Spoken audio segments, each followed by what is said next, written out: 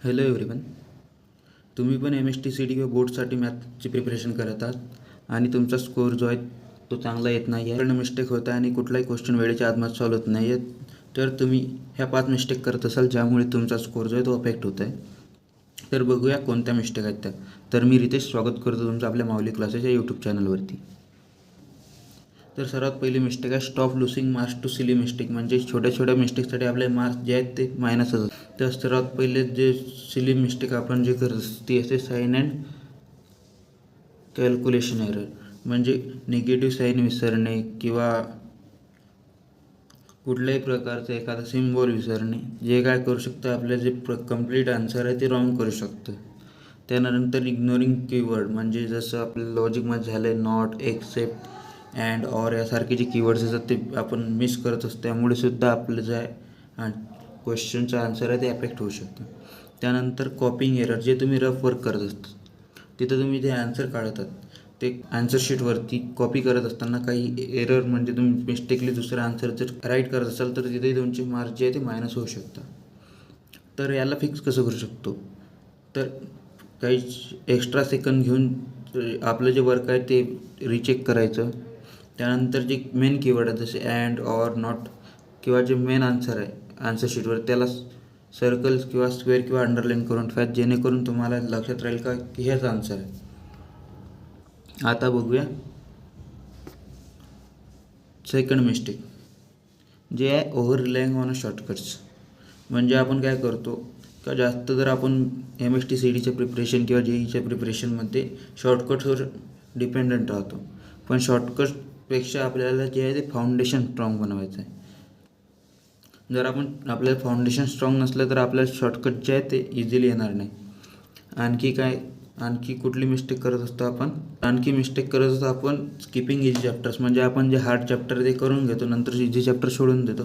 त्यामुळे सुद्धा आपला स्कोर जो आहे तो कमी येऊ शकतो. ही असे टॉप प्रॉब्लेम जेव्हा तुमच्या प्रिपरेशनमध्ये येतात, तुम्ही त्याला जम्प करून पुढे जात असाल तर ते सुद्धा तुमच्या स्कोरला जे अफेक्ट करू शकतात.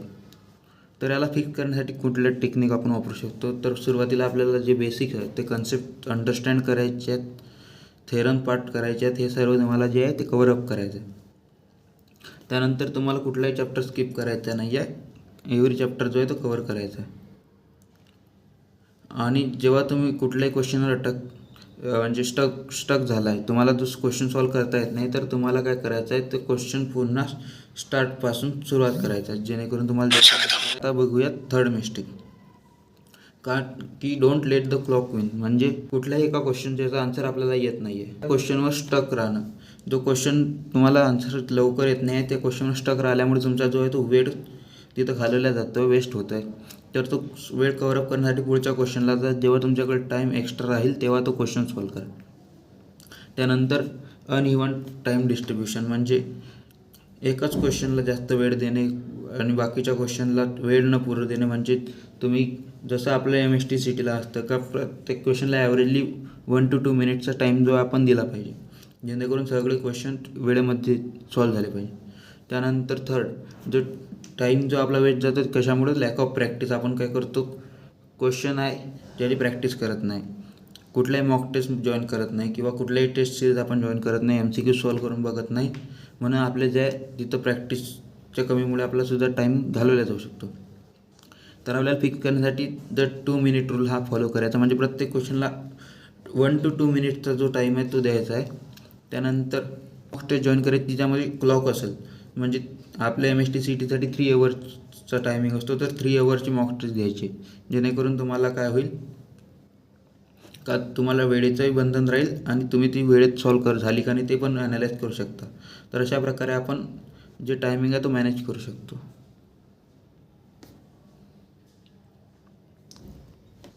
त्यानंतर फोर्थ वन, काय तुम्ही स्मार्टली प्रॅक्टिस करत आहात का नाही ते बघायचं.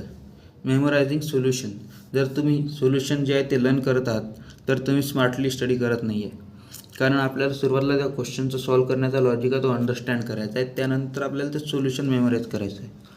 जर तुम्ही विदाऊट लॉजिक जर सोल्युशन मेमोराईज केलं तर तुम्ही वेळेवर ते सोल्युशन जे आहे विसरून जाल आणि स्टेप्ससुद्धा विसरून जाल. त्यानंतर अवॉइडिंग डिफिकल्ट क्वेश्चन, म्हणजे आपण जे इझी क्वेश्चन येतात ते सॉल्व करून घेतो, नंतर डिफिकल्ट क्वेश्चन आले तर आपण त्याला काय करत असतो, अवॉइड करत असतो. तर तसं करायचं नाही. तुम्हाला डिफिकल्ट क्वेश्चनसुद्धा सॉल्व करायचे आहे, कारण MST CET किंवा बोर्डमध्ये हे ॲप्लिकेशन बेस्ड क्वेश्चन जास्त विचारले जातात. तर त्यामुळे तुम्हाला डिफिकल्ट क्वेश्चनसुद्धा सॉल्व करायचे आहे, जेणेकरून तुमचा स्कोर जो आहे इम्प्रूव्ह होईल. आणि जर तुम्ही इझी क्वेश्चन सॉल्व केले, डिफिकल्ट सॉल्व नाही केले, तर तुमचा जो स्कोर आहे तो इम्प्रूव्ह होणार नाही आणि तुम्हाला कमी मार्क्स पण भेटू शकतात. त्यानंतर थर्ड वन, नॉट ॲनालायझिंग मिस्टेक्स. म्हणजे आपण जे मिस्टेक एरर करत आहात त्यापासून आपण कुठल्याही प्रकारचं इम्प्रूव्हमेंट करत नसाल तर आपलं तिथं स्कोर अफेक्ट होऊ शकतो. तर याला फिक्स कसं करायचं, पहिलं तर फोकस ऑन अंडरस्टँडिंग. म्हणजे स्टेप सॉल्व करण्याच्या सोल्युमराईज करण्यापेक्षा आपण त्याचे स्टेप अंडरस्टँड केल्या तर आपल्याला तर एकतर कुठलाही क्वेश्चन सॉल्व करता येईल आणि टफ क्वेश्चनसुद्धा इझिली टॅकल करता येईल. तर हे झाली फोर्थ मिस्टेक जी स्टुडंट मॅक्झिमम करत असतात मॅथ किंवा फिजिक्सच्या प्रिपरेशनमध्ये. त्यानंतर लास्ट वन जर एक्झामची भीती म्हणजे पॅनिकनेसमुळं काय होतं की आपण ती एक्झामची एन्झायटी आहे ती आपल्यावरती ओढून घेतो आणि त्याच्यामुळे आपल्याला एक भीती निर्माण होते आणि आपली प्रॉब्लेम सॉल्विंग स्किल असल्यामुळं पण आपण तिला अफेक्ट करतो आणि आपली प्रॉब्लेम सॉल्विंग स्किलला कमी जज केल्यामुळे आपला स्कोर आणखी इम्प्रूव्ह होण्याच्या जागी अफेक्ट होतो. त्यानंतर लॅक ऑफ कॉन्फिडन्स. एक्झामच्या भीतीमुळे आपला कॉन्फिडन्ससुद्धा कमी होतो की आपल्याला डाऊट यायला सुरुवात होते का प्रॉब्लेम्स वेळेच्या आधी द्यायचे आहेत, सॉल्व करण्याआधी आपण काय करायचं, आन्सर द्यायला पाहिजे. अशा प्रकारच्या गोष्टीमुळे आपला जो कॉन्फिडन्स आहे तो कमी होत असतो. त्यानंतर निगेटिव्ह माइंडसेट का की believing you can't succeed is the first step to failing. म्हणजे असं बिलीव्ह करणं का आपण सक्सेस करू शकत नाही, तर ही पहिली स्टेप आहे तुमच्या फेल्युअरची.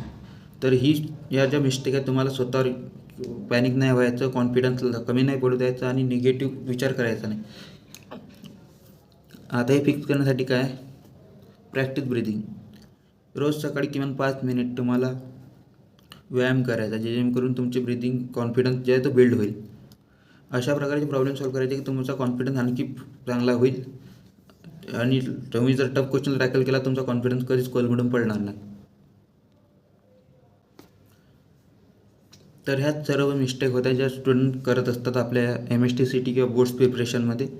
तर या मिस्टेक तुम्ही अवॉइड करा आणि हे मिस्टेक जर तुम्ही करत असाल तर इम्प्रूव्ह करण्याच्या स्टेप ज्या सांगितल्या त्या फॉलो करा. जर तुम्हाला हा व्हिडिओ आवडला असेल तर आपल्या व्हिडिओला लाईक करा, तुमच्या मित्रापर्यंत पोहोचवा आणि आपल्या चॅनलला सबस्क्राईब करायला विसरू नका. धन्यवाद.